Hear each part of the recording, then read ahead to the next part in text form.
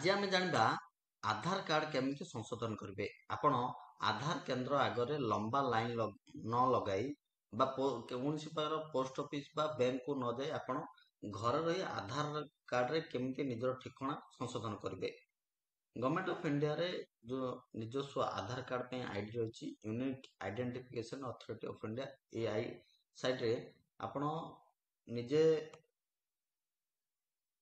घर रही मध्य निजर आधार कार्ड रे ठिकाना संशोधन कर पारिबे।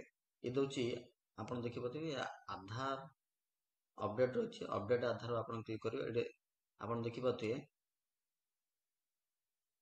Update biometric data and check status एते जो रहिछि आधार रे बेसिकली दुटी रही थाए बायोमेट्रिक एंड डेमोग्राफी जोटा रहिछि डेमोग्राफी हमने यह कहि पारबे हम जो फोटो रहउछि आई स्कैन रहउछि फिंगर स्कैन रहउछि ताको हमें साधारणतः बायोमेट्रिक कहि थाओ आउ डेमोग्राफी होछि आपण जो ठिकाना रहे ना रहे डेट ऑफ बर्थ रहे ताको हमें कहि थाओ डेमोग्राफी हमें डेमोग्राफी हमें निजे घरे बसी मध्य हमें निजर परिवर्तन करै परिबा।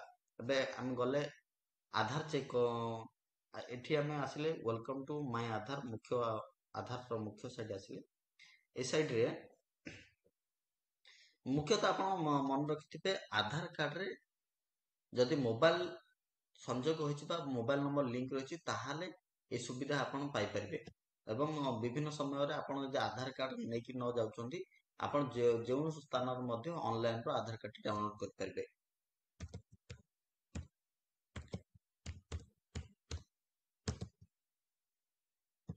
प्रथम आपण आधार नंबर टी नै देबे आधार नंबर टी देला परे तळे जो कैप्शन कोड रहिछि से कोड टी आपण दे देबे।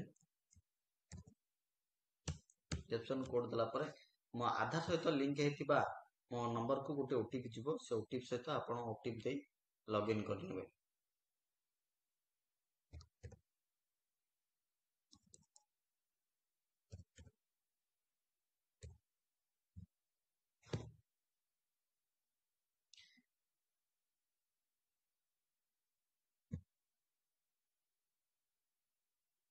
तो आपण अबे आसीगल निजर पोर्टल को ए पोर्टल रे आपण देखि पाथिबे डॉक्यूमेंट अपडेशन अछि डाउनलोड आधार अछि ऑर्डर आधार पीवीसी कार्ड अछि। तो सेति मध्ये आधार जो विभिन्न सर्विस रहिछि आपण ए सर्विस भितरे तार लाभ उठेबा सहित तो आज हमें देखिबा आधार कार्ड केमती आपण निजर एड्रेस अपडेट करिवे। एड्रेस अपडेट ऊपर आपण क्लिक करले एड्रेस अपडेट ऊपर क्लिक करिया पर देखिला आपण को अपडेट आधार ऑनलाइन एथि क्लिक करिवे।